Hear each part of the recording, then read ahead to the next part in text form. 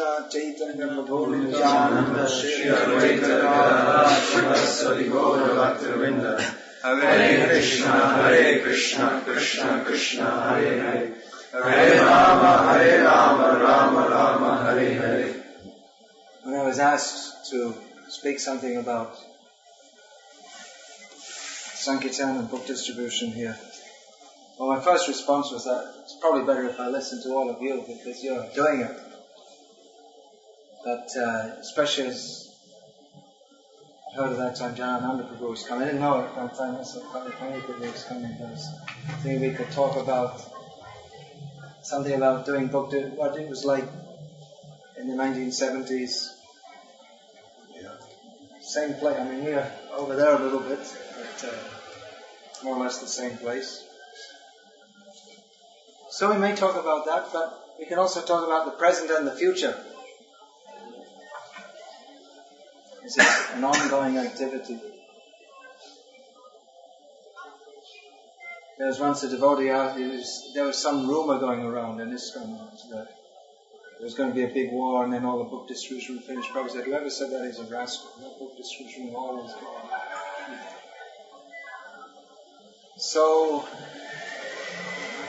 for me it's a little cultural reversal, culture shock in reverse or something. Coming back to England after every time I come in here, it's a shock for pretty much everyone except, I mean, the Karmis also, except those who live here to come to this most hellish, well, one of the most hellish places in the world. Exclusive, there are other very hellish cities also. But you see, it's the same. I mean, nothing really changed from 75. I was supposed to have it. John was from about 71, doing book distribution and Harinam Sankirtan in this area. But from the material point of view, it's the same thing. People come, they think they're going to be happy, they're miserable. And there's people selling things on Oxford Street and someone's cheating someone else. Same shops and same kind of scene. Devotees are still there too, selling books. And things have changed a little bit. We used to get arrested a lot. You don't get arrested much now, hardly. Not at all. Don't get arrested at all. That was a normal thing in those days. All the time getting arrested. And sometimes I never even got the chance. I just walk into my spot and I got arrested. Didn't even get a chance. Didn't even get a chance to sell anything. So some things have changed, but that's the really encouraging sign that it's going on. The faces may have changed, but it's going on. Some faces that they've been here for quite some time already. Quite a few years. So that continuity in the Sankirtan movement, that's having its effect. It may seem that, well, Oxford Street is just the same, but things have changed. Well, that's one thing that's changed. We don't get arrested anymore. That's one thing that's changed. Another thing that's changed is that the attitude of the public is also quite different. It's very, very different. There's never been a better time for preaching. And we can say that just like every year we say that it's never been as degraded. And every time, we always say it's just more degraded than ever. You can say that every day. And it'll be true every day, because every day is more degraded than the next. But it's also true that the more we the more we distribute books and chant the holy names, and the better it gets. There's never been a better time for preaching and book distribution than there is now.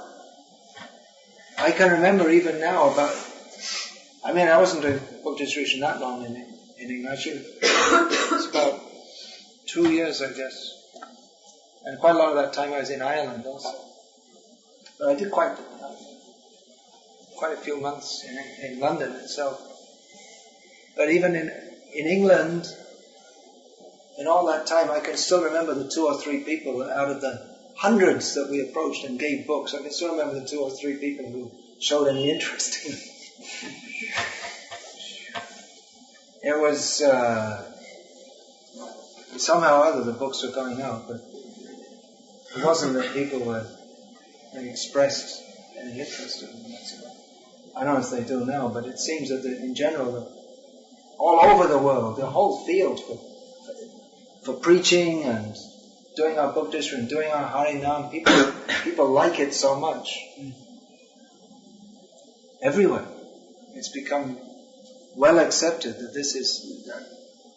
People may not know much about our movement, what it is, but it's something very nice, it's something very happy, it's something good, it's something spiritual. I don't know what spiritual means, but they have a vague general idea that this is something spiritual. It's something that it's some dimension that I don't really have in my life.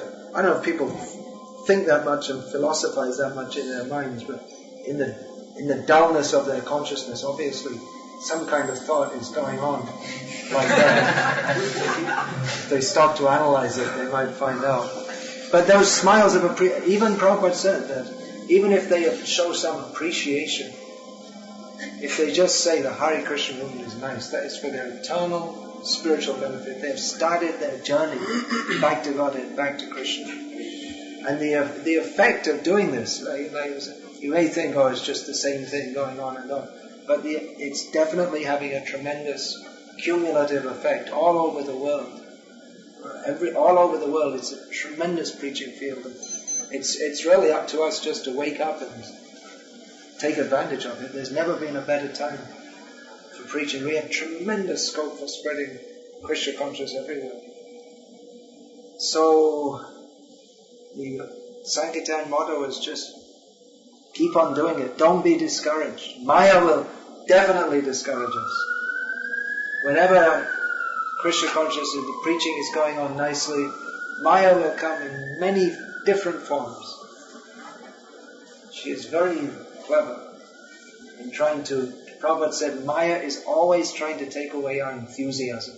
Because if we preach Krishna consciousness, definitely we become enthusiastic.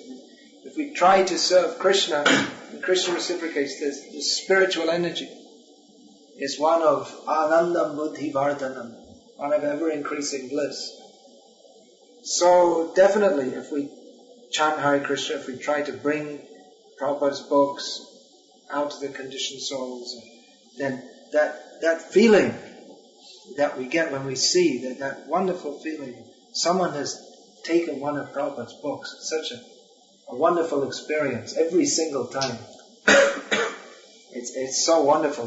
We were chanting, and I was wondering, I was just selling the Srimad Bhagavatam, and then think, oh, the Srimad, and then they immediately start to think, what's in that Bhagavatam? And they open that, they're going to read that, and all the wonderful information.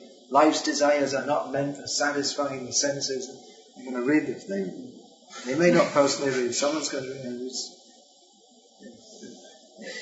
Yeah, there are literally hundreds and thousands of examples of people all over the world. They read these books and it has that effect. Definitely anyone who reads these books, they immediately understand this is something completely different to what they ever read before.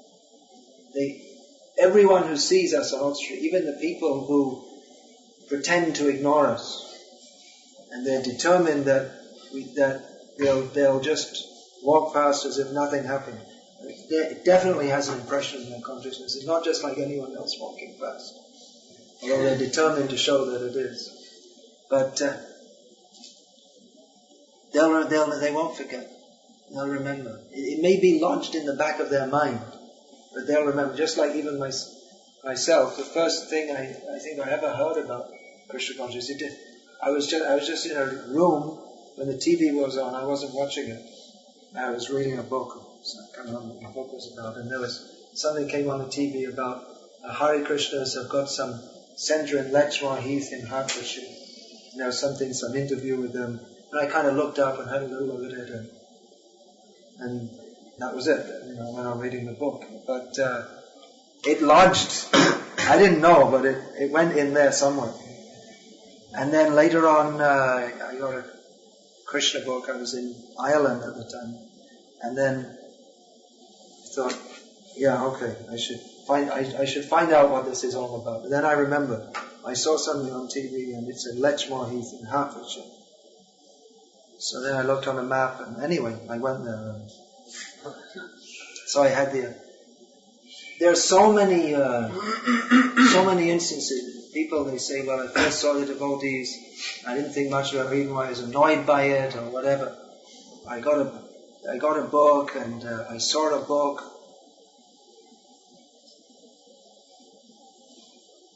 What was that house?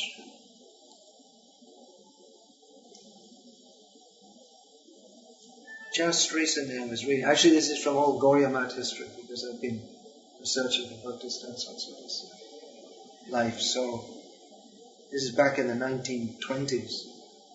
That one person, he was this staunch, smarta Brahman, and he got some little leaflet, some 4 lines was written on a piece of paper. It completely changed his life. And the same thing, Brihat Ganga. He became a staunch preacher of Christian consciousness.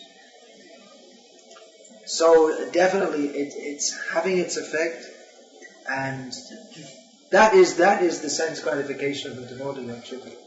Not exactly sense gratification, but there's the pleasure, it's the real pleasure of life. It's just seeing how people's lives are changed. Even they may not know themselves, but they take away Prabhupada's book in their hands, they gave some money for it. They said, you got on Oxford Street. Everyone is trying to take their money.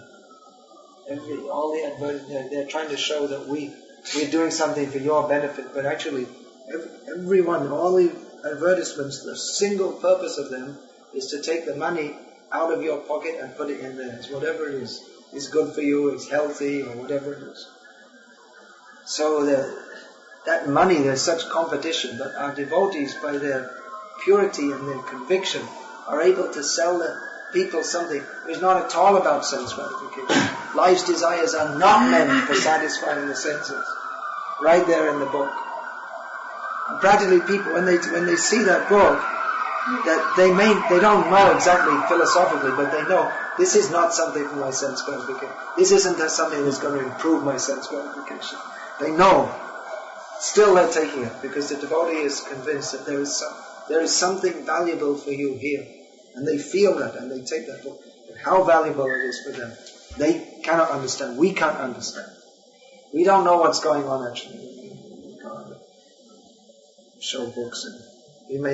Anyone actually who's distributing books, all the steady book distributors, they know, I never distributed a book in my life. They know that, because we can't do it.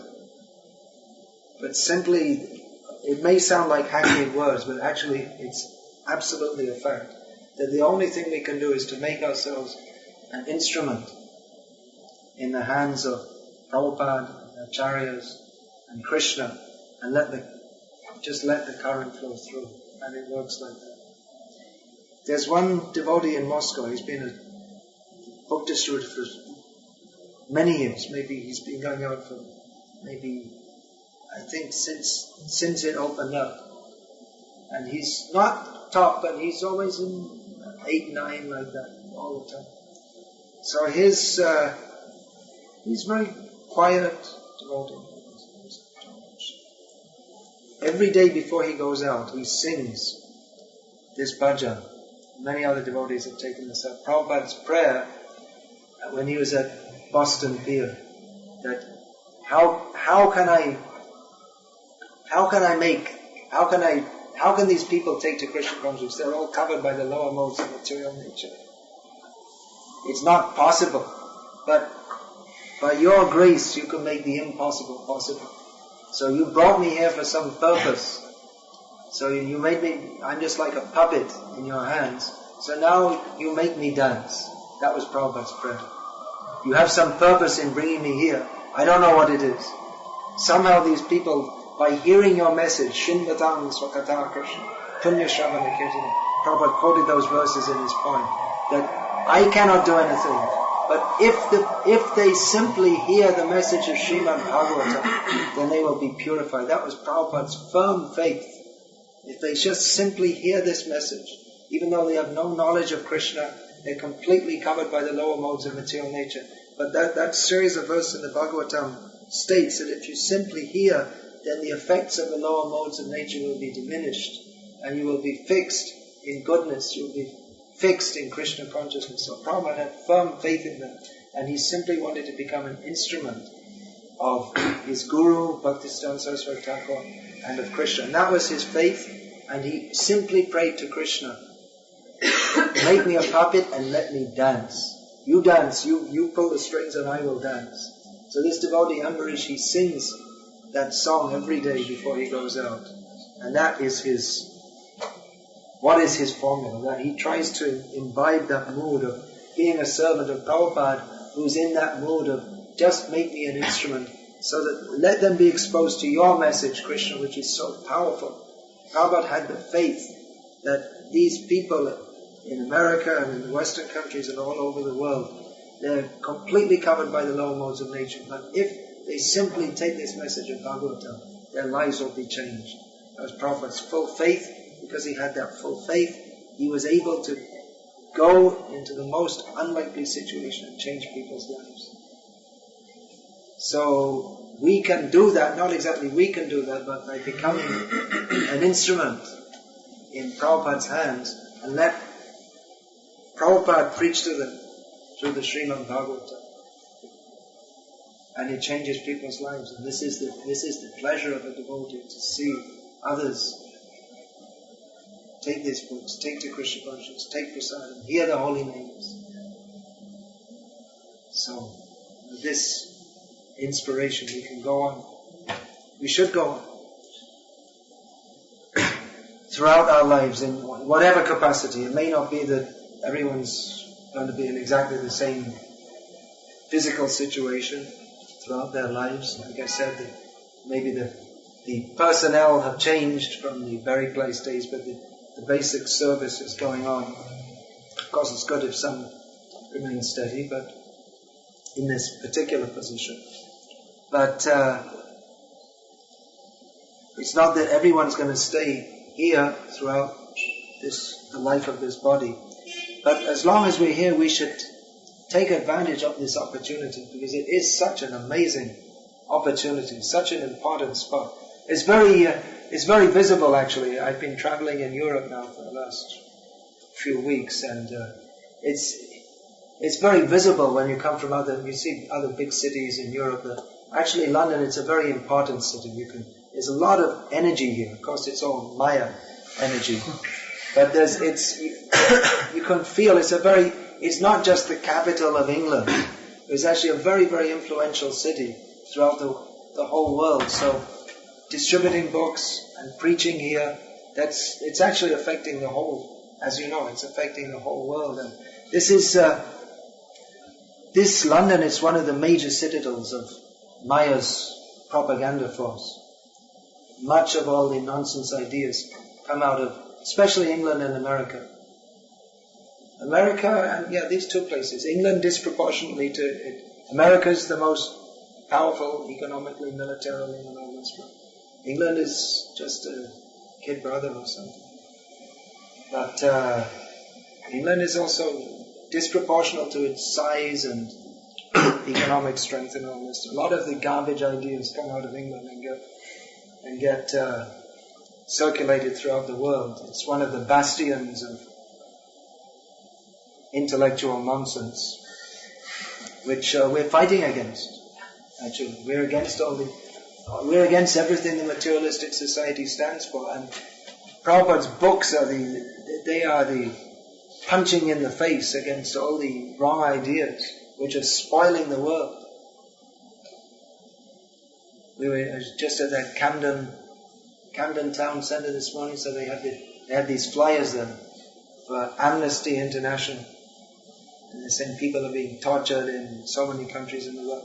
They're not going to stop. They can't stop. There's nothing they can do. Yesterday they were not celebrating, but what's the word? They were mourning or for 1 minute, commemorating the terrible terrorist attack.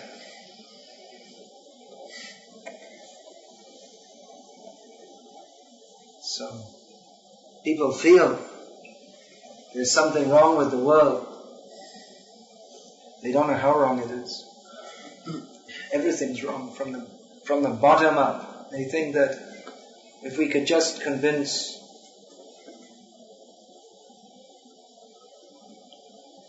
I just forgot his name. What's that guy's name? Osama bin Laden. Yeah, Bin Laden. If we could just convince him to be a good boy, not to be such a nasty guy, and Saddam Hussein, then everything will be nice. But they don't know that their whole outlook on life is completely, it needs changing, absolutely changing. So Prabhupada's approach, the different approaches, he also wanted preaching to scholars and intellectuals, but his main approach was grassroots. That was the main thrust of Prabhupada's. His strategy was go to the masses, change one by one by one, with books, prasadam, harinam, these three things, of which Prabhupada especially, there's no doubt he emphasized his book distribution as being very, very powerful to change this demoniac civilization. Tadbhag visargo janataga viplavo yasvin prati shlokam avadavti api namanyanam tasya vishonkitani yat shunvanti vananti sada. This very verse says that this message of Krishna will change, revolutionize. The very word is there. Viplav means revolution. It will create a revolution in the misdirected lives of a sinful civilization. This verse, spoken by Narada Muni to Vyasadeva and recorded by Vyasadeva in the Srimad Bhagavatam, directly refers to Srila Prabhupada's books and his book distribution. Otherwise, what does it refer to? The Srimad Bhagavatam was never distributed in a sinful civilization. And Prabhupada himself quotes that verse, that even if imperfectly composed, because he said even though there may be so many discrepancies, because Prabhupada's English was Indian English, and so many grammatical errors and this and that. But Prabhupada, that even though it is imperfectly composed, honest men will accept this. So this verse, what does it refer to if not Prabhupada and his books? So it's right there in the Bhagavatam itself. We're so fortunate to be in Prabhupada's movement, to be part of this. And nowadays there are other Gauriya movements all over the world, but they haven't got a clue. They have not the faintest idea what's going on in this ISKCON movement. What's going on, what the connection with Prabhupada is. They're missing it all. They don't have that energy. They don't, without recognizing Prabhupada and the mission that he's carrying from Lord Chaitanya, they're actually, it's on a theoretical platform. The energy of Chaitanya Mahaprabhu's Sankirtan movement is in these activities. Chanting, dancing, preaching, distributing these books, festivals, distributing prasadam. The mercy is coming through. You know all these things. I'm simply speaking what you already know. You're experiencing every day. So what shall we say about book distribution in the previous year? It was the same, basically the same thing. Get the books, go out, approach people. You ask them to give some lecture. You give the book, ask them to give a donation, and they take it. But how it's going on, Chaitanya Mahaprabhu, he knows. How you can sell these books, Chaitanya Mahaprabhu knows. There's no material formula. Simply surrender, pray to Krishna. Please bless me to become a puppet. Let me do this service for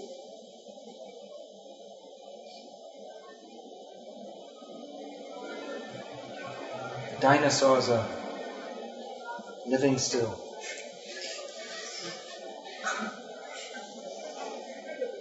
Younger every day. If you saw us, we're not dead. Younger every day. saying those thoughts. So tell us, you were one from 71? You were here? Jananand Prabhu? I was here in 75. When I came here, I first joined in the manor, then after about 5 days there, they brought me here. So, I think the town president was Prabhu Swami. Very close. But was in the manor in 74. was it Vichy was the president? He could have been. I'm not actually sure because. Raja. No, I think Prabhu Swami was the president, but he was out on travelling Sankirtan all the time. Prabhu Swami was present at the manor in the end of 74. You were like managing everything more or less. Well, he was managing here for a while. From 74 to the middle to March 76. Prabhu Swami was the president in the manor. But he was like, there was no regional secretary term at that time. He was practically overseeing all of it. Yeah, he was travelling around a lot. Well, there wasn't much outside of London, really. But there was a lot of, there were smaller centres at one point. Yeah. So who was the TP in Berry Place? I think Vichy, was it? Vichy probably was, and he would have moved over to the manor. A little later, yeah. He probably was at the time.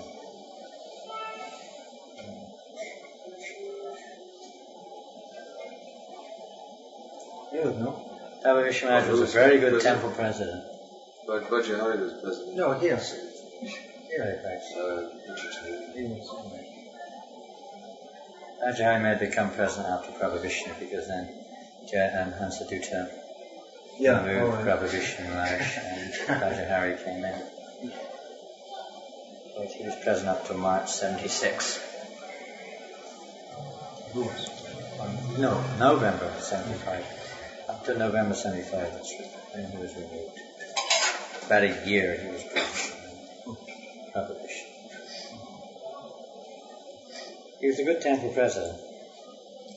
He managed from Sankirtan. Right? Yeah. He was out on the road most Didn't see much of him. 90% perhaps. He'd be travelling on Sankirtan. Distributing books. Oftentimes setting new standards for book distribution. Yeah, he'd go out in a dhoti and I was with him. Actually, my first travelling Sankirtan leader was Brajendralanda. Bhakti Maharaj. Yeah. He was a stalwart, Bhakti Maharaj. You know him? He's from Malaysia originally. He doesn't come here. Rather large, rotund. He's got a little skin, yeah. He's getting on now. He's over 60. 65 years of age now. But he was a lot older than most of us when he joined. And we joined on the same day. Is it? Pretty much. He was good friends with Subhag Swami. Subhag Maharaj made him a devotee in Birmingham. Yeah. By going out on Sankirtan. He was the only one. Yeah, distributing Back to Godhead magazines in Birmingham. And we all became devotees. But he would go out, back to Vijayendra Maharaj. The mood was perhaps not so organised as it is now. They would just go out at every opportunity if they were into it. Vijayendra Kumar, as he was known then. Right, yeah. He used to, he's a real hard worker, real simple. But he'd go out all day. I mean, when he was in Bray Place in 72, 73, he'd go out all day on Sankirtan. And it was blissful. What you can say, it was ecstatic.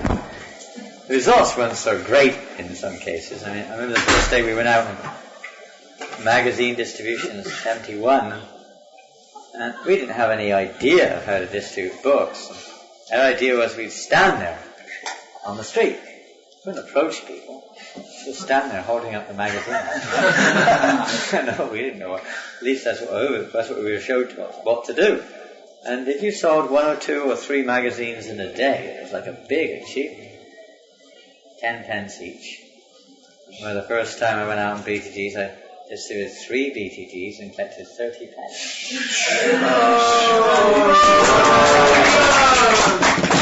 Big day. First day. Yeah, big day. That was with BTGs.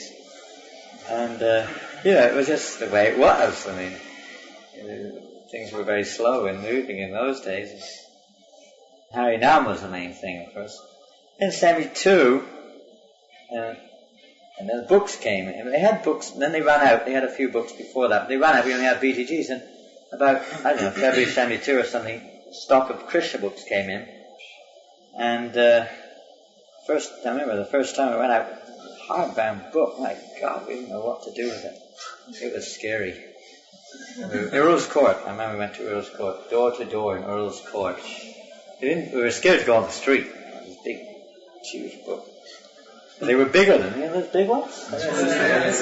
Bigger than that.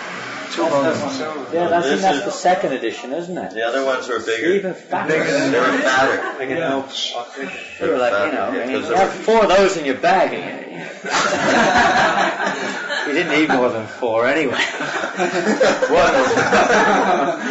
One was too many. I think it took a week before anyone distributed 1 book, I remember there when I was quite.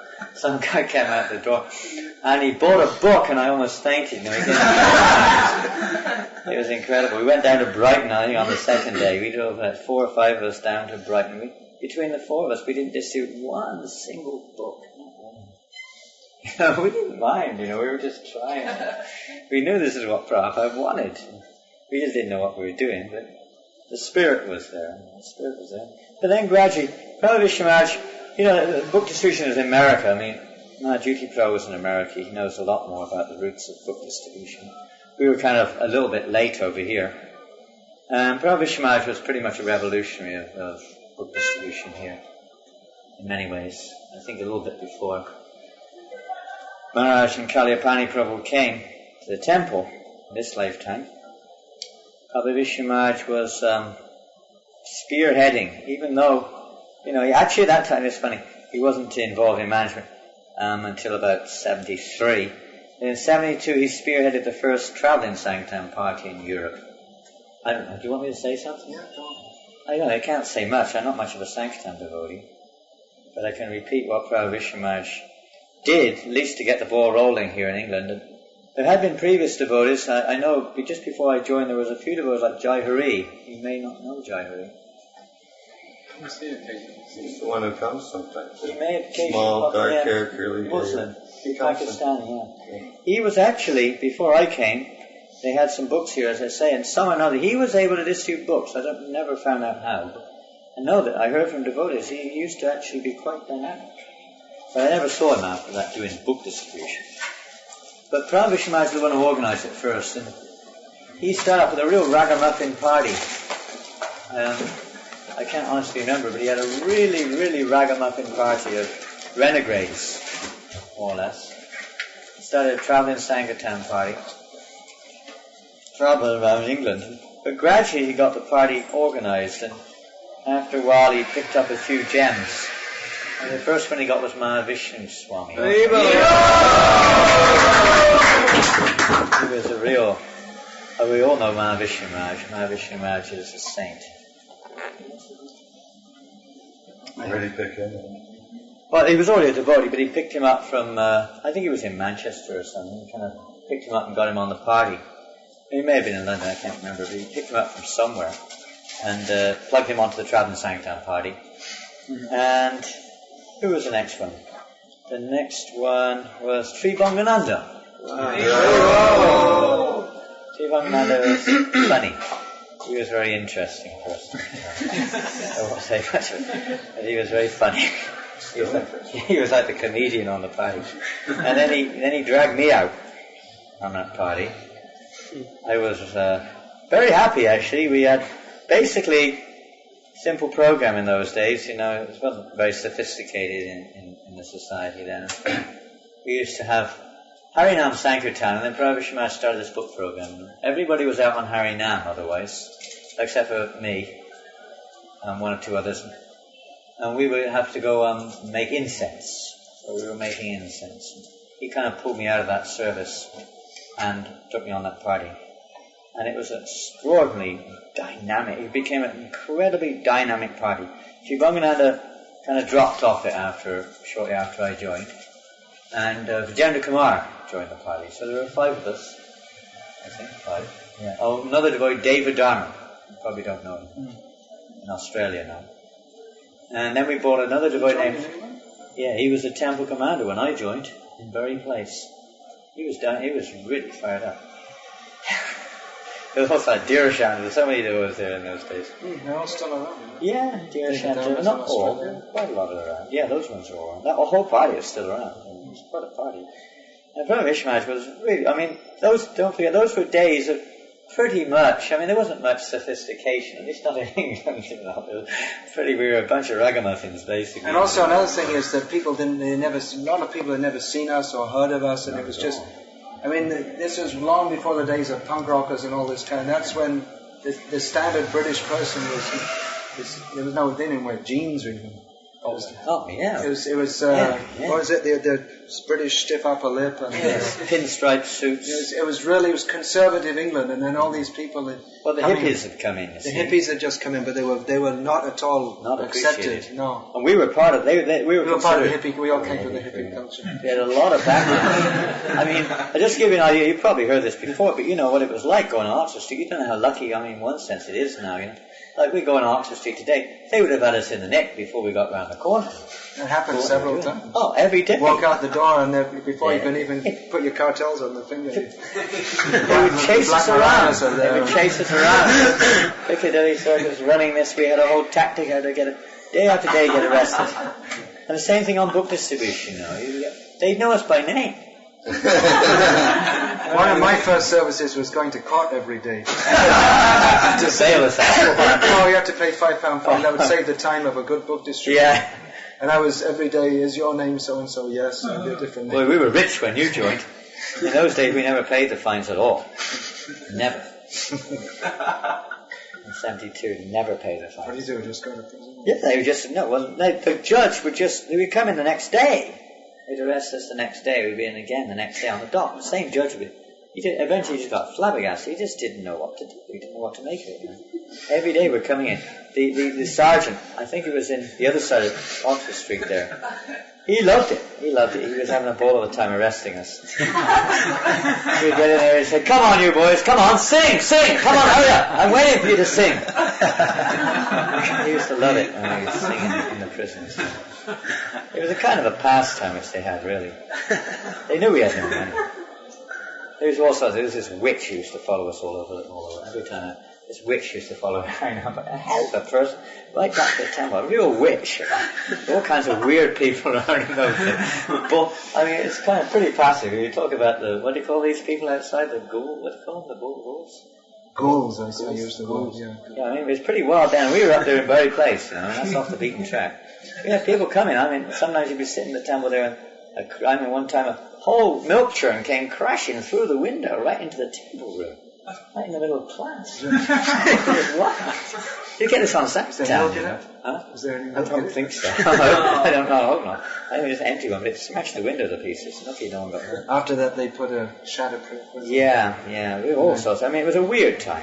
Anyway, Prohibition was in the middle of all this. And we were a weird bunch, you know, we were just kind of... Most of us, we're from the hippie culture, and most of us were still much influenced by our experiences with... Don't mention those, really. Don't know about them. Well, I've never heard of these things now, these are innocent boys. But he put shoes on. John Maharaj was telling me when he first came in the temple, Pradyumna was in the temple room standing on his head. Pradyumna? Wow. He was eccentric. Prabhupada Maharaj put shoes on it. We didn't have shoes. We were on Sankirtan, we have shoes. Prabhupada Maharaj put shoes on our feet. We put coats on our backs. We had no money. We just didn't know. You know, all you know is Hare Krishna, and we're Hare Krishnas. And you just go out and just run up to people. Please take this book. Please take this book. We know what to say. I mean, that was a little bit, when the monkeys started getting into the mood of book distribution. At first, we didn't do anything, as I said, but when we got into it, it was just like running up to people. I mean, I remember when I was in Spiritual Sky, on the Saturdays, we would go out on books and we'd just run up to people from morning to night. And it wasn't just 10 to 4. It was like, it's like we were always in that mood. How to get this book in this person's hands, If they come to the temple, how to get them to take a book. It's like, it became like that after a while. I say in the beginning we didn't have a clue, but after a while, this mood, we didn't know how to do it still, but the mood was there of how we wanted this to do books. So Prabhupada Maharaj sort of got it going, in a systematic way. And he started this program. Then he got a van, and the party was so ecstatic. It really was organized. You can imagine 72 something being really, really organized, at least in England, Maybe in America it was going well, I don't know. But he really was a little later in America, wasn't it? It was surely just beginning in America. It really began. It's the first traveling Sankirtan party in Europe. Up to then, Bhakti was already going in America, I know, in 72. Europe, we have to remember also, there wasn't that much that was outside of England anyway. There was Amsterdam and one in Hamburg and a few things here and there. Rome, not quite. Sweden was very, very new. Yeah, very new. Well, that party, after a while, it was such a good party. He just got the right combination of people. You get the right combination of people, the lock opens, And it was real perfect. You got Mahavishya Maharaj, you all know Mahavishya Maharaj. You can't meet such an enthusiastic, sincere devotee if you try, practically. And actually, Vijendra Kumar, as I say, such a hard-working person you would not meet. Now, of course, he's, bear in mind, he spent like 15 years, I don't know how many years, but I know even in Malaysia, he used to work so hard, didn't he? He worked from morning to night. Okay, he's getting on now, but he spent so many years working so hard for Prabhupada. And he would go out morning to night, working so hard. And even when he was staying in Burley Place, he would come back at night and someone after like 8 hours on book distribution. And they'd say, we need someone to wash the pots. He'd immediately volunteer. And sometimes he'd be up till 1 o'clock in the morning washing those pots. I remember him now. Such a sincere soul. And Mahavishya Maharaj, what can I say? But that party was so good. Mahavishya Maharaj organized it so nicely, it was like clockwork. He got it like clockwork. So organized.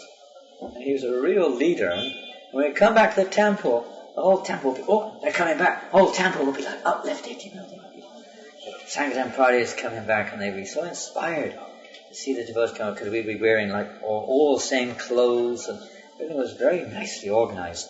And we get up in the morning every day, almost, obviously sometimes a little bit, but more or less every day would be the same time. Every day, get up.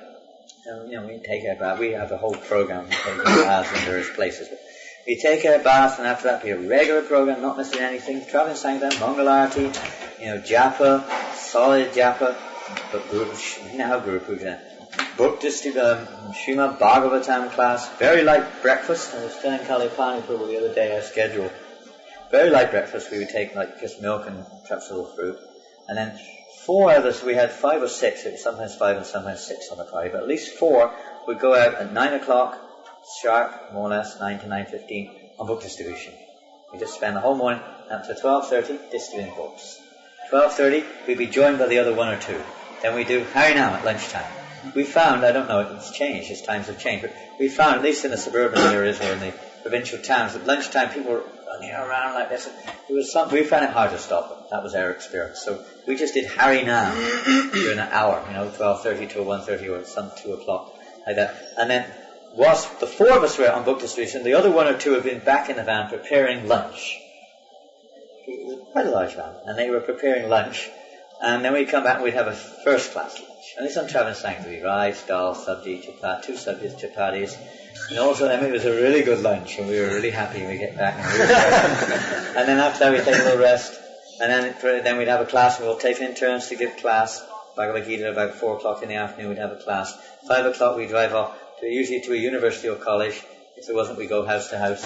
From like 5:30, 6 o'clock till like 8:30, 9 o'clock. We'd be going door to door, either in the college or in the houses like this. Come back and a cup of hot milk. And, and sometimes you have spontaneously there'd be a program in the college sometimes, or you meet people, you preach. And then, then the weekend, so it was so exciting. It was such a nice program. That was more or less like that 5 days a week. Saturday, Friday to Saturday, we would usually stay in the same place, get ready for a Sunday program. We would organise a Sunday program in the middle of nowhere on Sunday, Maybe, say we're in Norwich, we'd try to find some hippie or somebody. Can we have a program in your place on Sunday? And we quickly photocopy some invitations. Saturday we'd be doing books most of the day, Harinam. giving out leaflets, and then suddenly we'd have a fantastic feast. You know, Prabhu Vishnu Maharaj and Maha Vishnu Maharaj used to cook up superb feasts, incredible feasts. You know, the halava would be with cream. It wouldn't be water, it would be with cream. They make it with cream and honey sometimes, you know. It was quite stunning. Anyway, that was a fantastic party. It was going on absolutely wonderfully until we got back to Vedanta Manor. Not to say anything wrong with that. Just that when we got back to Vedanta Manor, the party closed down. Because we had to all stop. All regional centres closed down. Yeah, everything practically stopped. Because we had to man back to Vedanta Manor. So some of us were put into Bury Place, and some of the Bury Place girls went to the manor. Prabhu Vishnu Maharaj was made the president of the Bury Place temple, and a few of us were here, and Maha Vishnu Maharaj and Brahmachari went over to the manor, and Prabhu Vishnu Maharaj, Rajendra Kumar and myself were here, the others were put over there. You know, the whole thing kind of folded in. But it was just, that was the beginning of organised book distribution in England anyway. And it was going really well. And we would go out, and some days, you know, we'd collect 10, 20 pounds in a day. Yeah, that was big. If you 20 pounds of like... Ooh. The value of money was different. That's true. We'd always go out and dodie, of course. We never had any concept of anything but going up to people with a book. Or we didn't know anything else. At that time, I mean, later on, Prabhupada, of course, very much... emphasized book distribution, so devotees found many, many more enterprising ways to distribute more books. In those days we would just go out to people with books and try to convince people to buy the book by some means or another. Enthusiasm, I think, was the main ingredient, really. Just plain, simple enthusiasm. And people would pick it up on you, you know. It's not so much what you say sometimes, it's, you know, how you feel. You really feel that you want this book to be distributed. Person to get the mercy. Anyway, that's something, one of the things, you know, how they developed over the years and so on and so forth. We have with us Kalyapani Prabhu, who I know, Bhakti Vikasa Maharaj was only distributing books for a year or two in the British Isles before he went to the Eastern world. He was a very inspirational book distributor, and I can say that even when he had physical disabilities, he would not stop. You had a lot of physical disabilities in those days. I know you don't want to talk about it, right? You had knee. Yeah, well, I did stop because I couldn't move. Well, you had one time, if I'm not mistaken, you went out even in a wheelchair. Yeah, it was actually very good. It's good to shoot in a wheelchair. Yes. I was travelling with Kalyapani Prabhu for quite a few months. But you, me, and Madhavi. We were a three-man party. We didn't speak to each other hardly. We just... we didn't want to waste any time. So we got up in the morning, did whatever we had to do, and then we went out. The only time we ever spoke was when we were driving back on Saturday night. We go back on Sundays, stock up, and we'd be out again. But we were very tight and close together. By the time, when I started going out, I remember the impetus was, a lot of the impetus was competition, which Prabhupada really encouraged, which is, I don't think there's so much now. But we were always completely in anxiety that France were going to beat us, or Holland or someone. Los Angeles. And then sometimes Prabhupada would come, not really. When Prabhupada came here in 77, I think we had the biggest, as far as I remember, we had the biggest week that anyone had in the world, I believe. Just because Prabhupada was here, he was here in the schools every day, blessing. So sometimes now we have a different effect, don't we?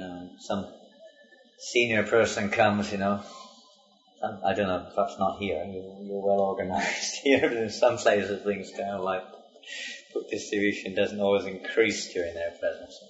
In fact, whenever Prabhupada would come, we knew that service to Prabhupada meant service to Prabhupada. Distribute more and more books. More devotees would go out on book distribution. Carry on. He was one of our steadiest book distributors for many years. Many years, yeah. Many years. Sankirtan leader. we would send out new devotees with Kelly. Many times, wasn't it? Your party? We would take the new devotees too. Yeah. But then we had the Bhakti program ticking in those days, wasn't it? Right? 76, 77, 78. 76 it started, and Damnavi Maharaj came here. So it's like a clockwork program, we'd have the Bhakti program, and it was the intention of the Bhakti program was to, nothing was forced, but as much as possible we were trying to increase the book distribution teams. So the Bhakti program was geared towards that. Gradually weaning them into becoming steady book distributors, Bhakti and Bhakti. And Kalyapan's party oftentimes would be the new man on your party, wasn't it? That's right. He was very experienced and very steady and very disciplined in Sankirtan. It was a whole system that people would be invited, book distributors would have these little cards, come for your lunch, and they get preached to at the lunch here. Yeah. They go to the manor, get trained up a bit, and then they'd be out on Sankirtan with book distribution. Yeah. It was immediate. There was so much mood. I mean, it was so clear what Prabhupada wanted. I mean, I think, someone claimed that Prabhupada really, his main intention or main reason for starting this movement was to help distribute his books. If someone claimed that, I think he had a pretty good case. Yeah. And it was very clear in those days. And when I joined, there was no Bhakti program. I was in the town for 3 days, and then I walked out of the door one day, and there was the open back doors of a transit van. That was me for 5 years. Even Mukunda Maharaj, Mukunda Maharaj? I mean, he's not generally known as perhaps, a pusher of book distribution, but I know was he present when you joined Mukunda Maharaj? No, Bajirani. Mukunda Maharaj was the present. He was present before Prabhupada Vishnu Maharaj. Oh, the manor. Yeah, the manor. It changed real quick in those days. It's hard to keep up with who was about what. Even his time, we weren't particularly, organized as a whole yatra in the terms of Sankirtan. But even his mood was let everyone go out, let everyone get out there, whatever it was on Sankirtan. Minimum numbers of people. Minimum. Because Prabhupada had given that indication at one point in time. Everyone should go on Sankirtan. Only one devotee should stay back. Remember that one time? Of course, you have to be practical, maybe Pujari work has to go on, but the principle was that every devotee should go out on Sankirtan. Well, Prabhupada said one devotee stay back to take care of the deity. Yeah. So you may have to have another one called, but the point is minimum staying back. And even those who were staying back, we tried to organize so that everyone could go out sometime or another. Knowing that without actually experiencing or without actually taking part in this yajna, of Sankirtan yajna, you can't really understand Krishna consciousness. One has to be in the mood of giving Krishna consciousness. And what better way than to give a book to somebody? Many times Prabhupada will say that, 10 minutes talk, very well, but they'll usually forget everything. But if they get one book, some solid preaching, and take it with them. As when I said, sometimes it will sit there. A book may sit there, and you all know this. I mean, sometimes the books sit there for years. But they all have purpose. They find their target. Brahmastha, they find their targets. Every book has a target. We've mentioned different devices. It was Tulsi Priya, wasn't it? He was working in, I think it was Tulsi. He was working in one of these places where the garbage disposal places, where all the rubbish goes, and all the stuff is being seen. He had the job of putting things onto different conveyor belts, So along came a Bhagavad Gita, picked it up and put it in his bag. And he read it and became a devotee. Every book has its target. I also, I was staying in someone's house and I saw this book, Krishna. I wasn't reading it. I was completely fed up with reading books. I stopped reading. It's just so much nonsense. But I thought I'd like to read that, so I asked, could I read that? I said, okay. So I opened up the book, and sometimes you see people, they read the book and then they fold it over where they stop reading. So I opened it up and it was folded over on page 1.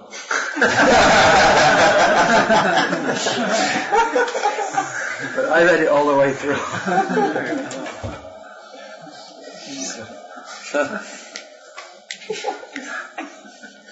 Bhakti Vikasa Maharaj was the winner of, as far as I know, it was the first English Christmas marathon.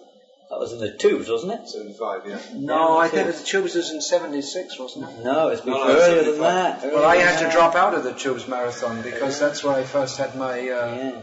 I had this pain. I couldn't move. I became paralyzed. Actually, that's why I had to go to India.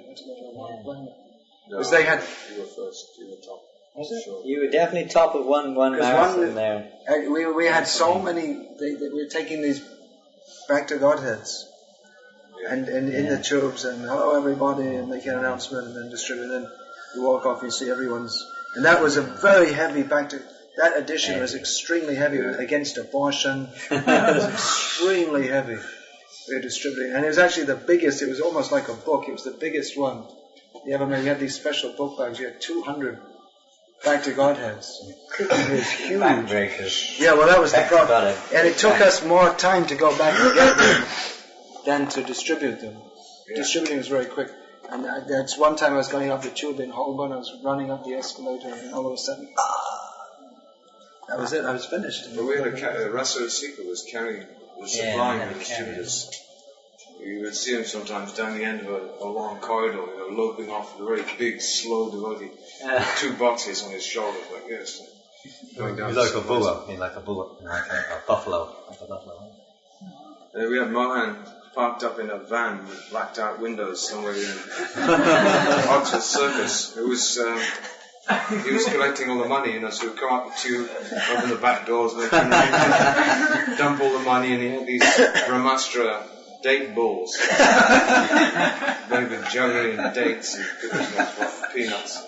So you stuff about 3 or 4 of those down. And when the devotees would come back at night, back to that very place, they'd be black. They're black. Yeah. Blow your nose and you have to throw away the handkerchief.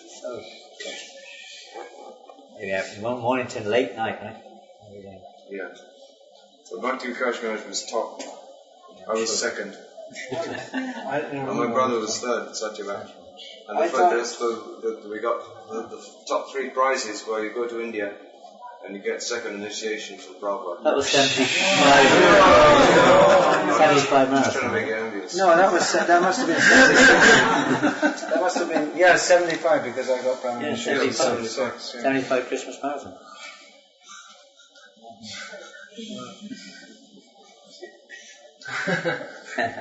Get Brahman initiation from Prabhupada means not through a Ritvik. I got Harinam from Hans Duder was the Ritvik.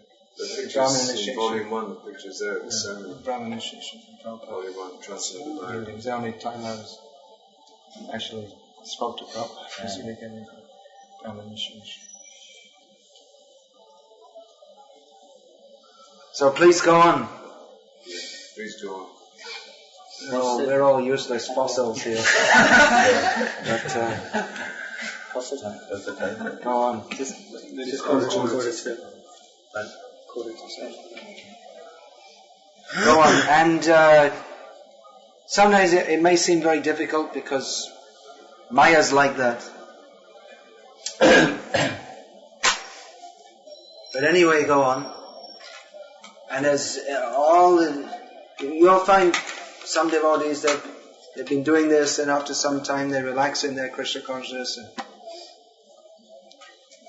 again a little Maya or whatever, but they'll all say that was the best time of my life. So why not remain in the best time of your life forever? They do. Why stay high forever? They do. Practically every devotee says that. That very place temple, it was.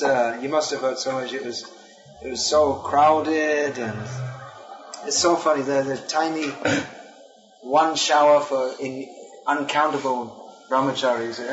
In the morning you had like anything more than 4 seconds would be physically. Well, there was only cold water. It was like the Ganges water coming out the wall. But it wasn't heated. If anyone turned it on, we immediately turned it on. You were lucky, weren't you? When I was.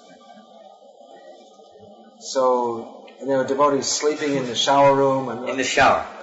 Actually, in the shower.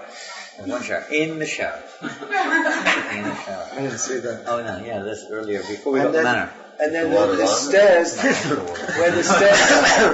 where the stairs curved, There was the one stairs a little bigger, and one small devotee could fit on there. And but the problem was the toilet was like a bit like you got here. You know, we say like where you got your laundry room. That would be like the toilet. So you'd be sleeping right outside the toilet there. That was the toilet for the washroom. Did you? Yeah, it was like that in Vikasa. There was no toilet upstairs. That was the toilet for the men. The ladies had one downstairs. When Prabhupada came, the ladies' toilet and bathroom was out of bounds to the ladies. They had to share the men's ones. Everybody had to use the same. Because showers. Prabhupada used what was the ladies. That's right. Everything moved out. We had no room. There was only one brahmachari room when we joined. But it was so blissful, despite all the physical... It was so blissful. Because everyone was in the mood of Harinam and Bhakti. Well, then it was Harinam, then it became Bhakti Solution, but the mood of Sankirtan. The spirit. Even if you were pujari or cook or maybe a temple president, everyone was in the mood. And everything was very much focused on Radhananda and Ishvara. Everyone was very much feeling the presence, and the presence was, we were right next to them actually. You could almost shake hands. Well, we'd come back at night. Everyone would come back at night after Sankirtan and go before Radhananda and Ishvara. And whatever you can say, it sounds sentimental, but speak to the deities, today what happened in Sankirtan.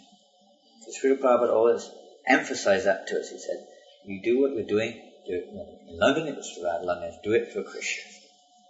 All mood was doing it for Krishna. We would take pictures out of Radharani and Ishvara wherever we go, and just remember what we're doing with our servants. We're simply taking their message of mercy to their other servants who've forgotten, trying to remind them. All the devotees were very, very much attached to Radharani and Ishvara. Still are. Yeah, very, very strong mood. Some good days. Yeah, this is the spirit. It never dies. And Srila Prabhupada right to the end. But many other things are important, but as we're discussing book distribution, which is the root foundation, we always saw that no matter what other program is going on, without book distribution at the root, it's not going to flourish. Even if you're Pujari, there was one time actually in the Bombay, head Pujari was a top book distributor in Islam. In the marathon. He won the marathon. Bombay. They were distributing books from the altar. And they had, Bombay, it's not like anywhere 10,000 people come in, so practically everyone gets the book. One thing that's very nice to see is that you're distributing Srimad Bhagavatams here, because it was very difficult to distribute big books. It was considered almost impossible in those days. One day we were doing for a few months. I was on a party with Adi Karta. I think it was mostly me and him. We were in Oxford Street for some time, then we went to Ireland for some time. He would do about 20 to 25 a day, and I would do 10 to 15 a day. It was tough. It was not very easy. Then we went back to smaller books. But now distributing, I see devotees distributing big books. Which in those days, America was doing big books, but even Tripurari Maharaj came here, and he was the king of big book distribution in America. He was trying to get it going in England. Somehow or other he couldn't get it. It was it was difficult. I didn't hear about that. Yeah, I did. Did he come? Yeah. I never heard it. Maybe that was a bit production. Yeah. But somehow they couldn't get it together. No one could. Tripurari he actually just couldn't. He tried all sorts of things and then he just didn't click. He eventually just pretty much just packed his bags. So we were going on with these Krishna books. They were paperback, 3 volumes. Trilogy. Yeah, the trilogy trilogy. In the box. No, we were selling one at a time mostly, and BTGs. That's mostly what I distributed. A lot of Ishopanishads for many months we were in Ireland and we distributed a lot of Ishopanishads. Paperback. Have you got that old? You remember that old trilogy? It was in a very hard box. Krishna books, in a really hard, kind of really good box. They came in beautiful, books, very nicely printed and bound. You've still got some of the books there. It's the blue one, isn't it? The blue one. Yeah. All 3 were blue. All three were blue. Yeah, the other 2 are the later edition. But that was what we were distributing on Prabhupada Vishwanath's party. At that time, they just came. That just came in 72 sometime. and then the Bhagavad Gita Macmillan, full one, came. So those were the two things we were distributing on Prohibition Maje's party. That's anyway, somehow or another we were distributing, I don't know how, but anyway, we were going out with those things. A big bag of it, and the Macmillan, the real big one, soft and hardback. And at that time there was a very strong mood that this will change the world. Prabhupada was stressing that these books will change the world, this will change. History will mark how this Krishna conscious movement has saved the world in its darkest hour. And we expected it would probably be the next day or something. More or less. Well, if Prabhupada had stayed, it probably would have been. His personal presence was very, very powerful. And we have to develop a little bit of that fearlessness we were discussing the day. How many devotees there are in ISKCON? I don't know, 5,000? 10,000? Prabhupada initiated about a little less than 5,000. Let's say in the whole of our movement now, one Srila Prabhupada, we look at Srila Prabhupada, how much he was able to inspire hundreds and thousands of people in Krishna consciousness, and so many to become preachers of Krishna consciousness. He's completely fearless. If we had just 10%, 1% even of that potency, or that purity that Srila Prabhupada had, and we can imagine how this movement will spread. And it was Prabhupada's desire. We just read a letter the other day. Prabhupada said, someone was saying, well, Prabhupada, we can't do like what you're doing. He said, why not? You should do 2 times, 4 times, 10 times more than I am doing. Why not? I am doing 10 times more than my Guru Maharaj or something like that. So why I sent that out. You sent on email. email. I sent that out. But we should keep this mood that this was very much Prabhupada's mood. That this Krishna consciousness is meant to change the world. We've got to change ourselves. We will change ourselves also by taking part in this mission. It's not that we have to first become purified. This was given to Prabhupada, this idea that actually Gauriya Mat people, they usually say this, that don't preach, first you have to become pure yourself. And then you preach. And Prabhupada said, then you'll never become pure. You'll never. This is kind of common philosophy now in large parts of ISKCON, is that you have to take care of yourself first, and later maybe. But as far as we understand, that the preaching is part of the sadhana, and sadhana includes preaching. And it's our duty to help others, even though we may be crippled. Other people, they're paralyzed, so we should try and help them. We were just reading a letter this morning. Srila Prabhupada was saying that if you don't preach, then you will not be able to carry on with this Hari bowl. And he said, within a few years after my departure, if you don't preach, there will be no more Hare Krishna. Yeah. It'll be like the churches. It will be a branch of Hinduism. Preaching is the essence of that movement. And preaching, we should understand what that means too. It doesn't just mean smiling at people. It's giving them books. Creating a good impression, that's not preaching. That might be an adjunct to preaching. There's no use in creating a good impression if you don't actually deliver the message. It's just like this, someone's they have these companies, they deliver DHL or something, and then someone goes to, he's carrying the packet, and he goes there and he smiles at the person, and he comes away again. And he said, well, did you deliver the packet? No, but I made a good impression. And I'm from DHL. So you can smile. That's better than saying I'm from DHL and being nasty about it. You can smile, but the purpose is to deliver to the packet. So if you may be a little rough, but if you give the packet, then you did the job. And they'll say, okay, DHL, they delivered the job. They did the thing. But if you simply go and say, I'm from DHL, smile and walk away and don't give them, and then they'll be what happened? You didn't deliver the packet. So the idea is to get the message out. So smiling, if that helps to get the message out, all well and good. But that is not our aim and object. If it's a means to the end, all well and good. And if by other means, whatever. And we're not recommending this as a preaching method, but is a fact that one cartoon strip was shown to Prabhupada of a devotee walking up to a person with a book. The first one you see him holding the book like that, and the next one is a typical cartoon thing. There's like a little cloud with fists coming out this way, and then in the third picture there's a guy lying on the ground with a book in his mouth and someone walking away counting the money, and they showed this to Prabhupada. Prabhupada laughed. Are you recommending this one? No, I'm saying we're not recommending this as a process, but the principle is they should get the books. Yeah. Even in there are many such instances that some people in the Gaudiya Math in Madras, they were announcing that you see that came in the newspaper that in Japan the government has made a complaint against the ISKCON. So Prabhupada's reply was, the government's making a complaint because we're there, we're doing something. Mm-hmm. They may not like what we're doing or how we're doing something, you're not even there. No.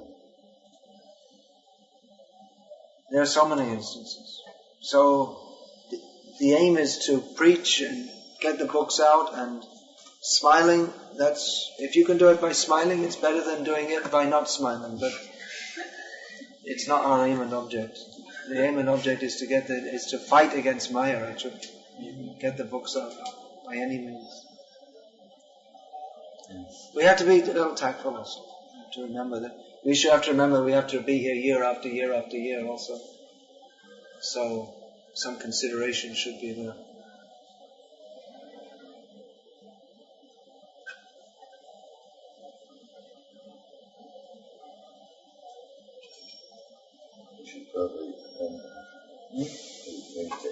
Yeah, we'll finish now. Hare Krishna. Maybe the last note that in 77, when Srila Prabhupada's last few months' presence, and of course his health was externally seeming to be deteriorating, and all over the world devotees were pushing, trying to distribute more and more books and more books. And because Prabhupada said, I'll stay if you distribute more books. That's why we never said I'll live forever. So there's tremendous competition, especially between England, France and Los Angeles, because at that time the Radha Damodar party had kind of like peaked, since the end of later part of 77. But still America was very powerful. America was very powerful. Los Angeles especially was powerful. We had tremendous competition. We were just keeping our noses ahead, actually. British Yatra was just keeping our noses ahead. Distributing enormous numbers of hardbound books. Huge amount of SSRs, I think we had SSRs. Hardbound? I can't remember. Maybe it's a year after we did that, but we had tremendous amount of books printed. We printed the hardbound SSRs. Yeah. At one time they printed, I think, 2 million Bhagavad Gitas. Phenomenal amount. In one print run. And they came back before the end of the year, and the printers were just astounded. They had one whole trainload of paper. And at the same time they printed 1.5 million Perfection of Yoga in the same print run. That was for the whole world, but there were so many devotees going out. We had 10 traveling parties. Every temple didn't mean just some kind of ghost town, but temple meant every temple was alive with book distribution. Every town, you'd see this goes Detroit, Denver, Ann Arbor, Chicago. O'Hare Airport.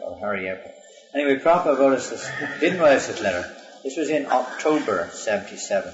And it's never been published because it wasn't one of those. It was actually signed by Satsrupa. I think it was Satsrupa or whoever was Prabhupada's secretary at that time. TKG. I don't know. I don't think it was TKG who signed it.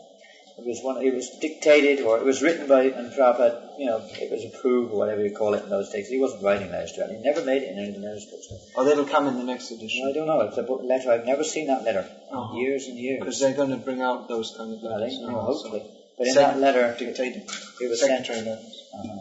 He was sent to the Sankirtan party in London, specifically thanking the devotees for their service. And in that letter, which had, approved Srila Prabhupada at the bottom there, and it said that service to the spiritual master is not service of fans and followers, but it means to serve the spiritual master means to serve his desire, to fulfill his desire by preaching, distributing books in this particular case. This was the way to please Prabhupada. That was all we wanted to do. That's it. Was to please Srila Prabhupada. Yeah, again, there's a lot of talk about our own spiritual advancement and all this and that, but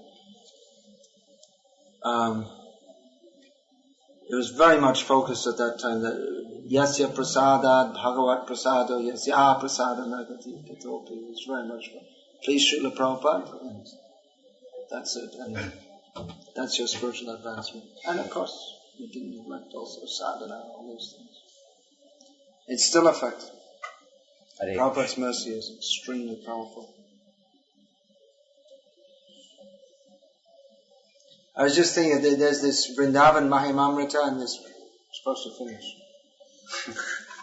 Prabodhananda Saraswati has written such statements as even if the residents of Vrindavan, I can't remember exactly, but it's in this mood, that even if they beat you on the head every day, still don't leave Vrindavan, and that even if you get 29 diseases all at once, don't leave Vrindavan. So just don't leave Vrindavan, don't leave Vrindavan. I was thinking, that was very good. That was before Prabhupada came to the West. Now our advancement is in these cities in the Western world, all over the world. But Vrindavan is also here, if you can see it. You'll find Vrindavan better out on the streets distributing these books. And just like Prabhupada said, don't think you'll find Krishna loitering in Loi Bazaar.